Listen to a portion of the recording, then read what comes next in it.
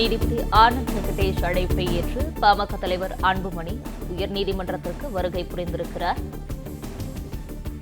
உயர்நீதிமன்றத்துக்கு வருகை புரிந்துள்ள பாமக தலைவர் அன்புமணி நீதிபதியின் அறைக்கு சென்றுள்ளார். மேலும் டாக்டர் ராமதாஸ் வீடியோ கான்பரன்ஸ் மூலமாக தைலாபுரம் தோட்டத்தில் இருந்து கொண்டு நீதிபதி ஆனந்த் வெங்கடேஷிடம் பேச உள்ளதாக தகவல் வெளியாகியிருக்கிறது. இதுகுறித்தான மேலும் விவரங்களை வழங்கவிருக்கிறார் செய்தியாளர் பாண்டியராஜன். விவரங்கள். பாட்டாளி மக்கள் கட்சியில் போட்டி பொதுக்குழு சூழல் ஏற்பட்டிருக்கக்கூடிய நிலையில அன்புமணி ராமதாஸ் நடத்தக்கூடிய பொதுக்குழு நாளை நடைபெற இருக்கிறது. அந்த பொதுக்குழு நடத்தக்கூடாது என ராமதாஸ் தரப்பிலிருந்து வழக்கறிஞர் கோபு ஒரு வழக்கை தாக்கல் செய்திருந்தார். அதனை விசாரணைக்கு வந்திருந்த பிறகு உயர்நீதிமன்ற நீதிபதி ஆனந்த் வெங்கடேசன் அன்புமணி ராமதாஸ் மற்றும் ராமதாஸ் ஆகிய இருவரையும் நேரடியாக வரும்படி அழைத்திருந்தார். அதாவது தனிப்பட்ட விருப்பத்தின் பேரில் அவர்கள் இவரிடம் பேச வேண்டும் என்கின்ற ஒரு அழைப்பை விடுத்திருந்தார்.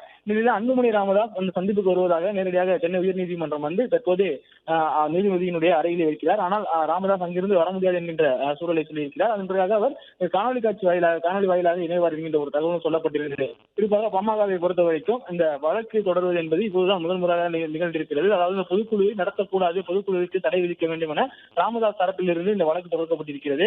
குறிப்பாக இந்த மாதம், அதாவது ஆகஸ்ட் மாதம் 17ஆம் தேதி ராமதாஸ் நடத்தக்கூடிய பொதுக்குழு என்பது திண்டிவனம் இருக்கக்கூடிய சங்கமித்ரா மண்டபத்தில் நடைபெறும் என அறிவிக்கப்பட்டது. அதன் பிறகு தான் அன்புமணி ராமதாஸ் வரும் 9ஆம் தேதி, அதாவது நாளை இந்த பொதுக்குழு தொடர்பான ஒரு அறிவிப்பையும் வெளியிட்டிருந்தார். மேலும் ராமதாஸ் அவர்களுடைய அந்த அறிவிப்பின்படி, அதாவது கட்சியில் இருக்கக்கூடிய செயற்குழு பொதுக்குழு உறுப்பினர்களுக்கான அழைப்பு விடுக்கும் பொழுது ராமதாஸ் அவர்களுடைய உத்தரவின் பேரில் அனைவருக்கும் அழைப்பு விடுவதாக சொல்லிதான் அந்த அறிக்கை வெளியிடப்பட்டது. ஆனால் அன்புமணி ராமதாஸை பொறுத்த வரைக்கும் கட்சியினுடைய பாமகவினுடைய பொதுச் செயலாளர் இருக்கக்கூடிய வடிவேல் ராமன் மற்றும் பாமகவின் தலைவராக இருக்கக்கூடிய அன்புமணி ராமதாஸ் இணைந்து கூட்டாக ஒரு அறிக்கை ஒன்றை வெளியிட்டார்கள்.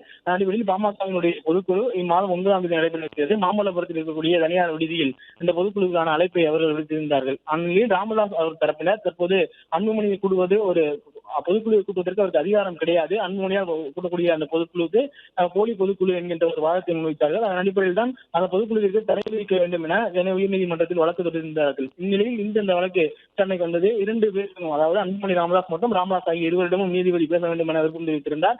இருவருக்குமான அழைப்பும் கொடுக்கப்பட்டது. ஆனால் அன்புமணி ராமதாஸ் பனையூரில் இருந்த இல்லத்திலிருந்து தற்பொழுது இங்கே வந்திருக்கிறார். சென்னை உயர்நீதிமன்றத்தில் நீதிபதி ஆனந்த் வெங்கடேசன் அருகில் இருக்கிறார். ஆனால் ராமதாஸ் அவர்கள் தைலாபுரம் தோட்டத்திலிருந்து காணொலி வாயிலாக கலந்து கொள்வார் என்கின்ற ஒரு தகவல் சொல்லப்பட்டிருந்தது.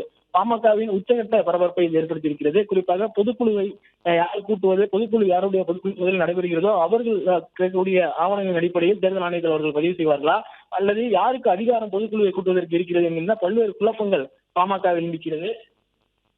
இதற்கெல்லாம் கட்சியினுடைய விதிகள் என்ன சொல்கிறது உள்ளிட்டவற்றை மேற்கோள் காட்டி அன்புமணி ராமதாஸ் தரப்பினர் அவ்வப்போது மேற்கோள் காட்டி வருகிறார்கள். ஆனால் ராமதாஸ் தரப்பினரோ அன்புமணி ராமதாசினுடைய அந்த தலைவர் பதவி காலம் முடிந்துவிட்டது, அவர் செயல் தலைவராகத்தான் இருக்கிறார், நிறுவனராக இருக்கக்கூடிய நான் தான் தற்போது தலைவராக இருக்கிறேன் எனவும் ராமதாஸ் தரப்பினர் சொல்கின்றனர். ஆனால் அன்புமணி ராமதாஸ் தரப்போ ராமதாஸ் அவர்கள் நிறுவனராக இருந்து முன்மொழிந்து பொதுக்குழுவால் தேர்ந்தெடுக்கப்பட்டு அங்கீகாரம் பெற்ற நான் தான் தற்போது வரை தலைவராக தொடர்கிறேன், என்னுடைய அந்த பதவி காலம், அதாவது 2026 வரை நீட்டிக்கப்பட்டிருக்கிறது என்கின்ற ஒரு தகவலை சொல்லியிருக்கிறார்கள்.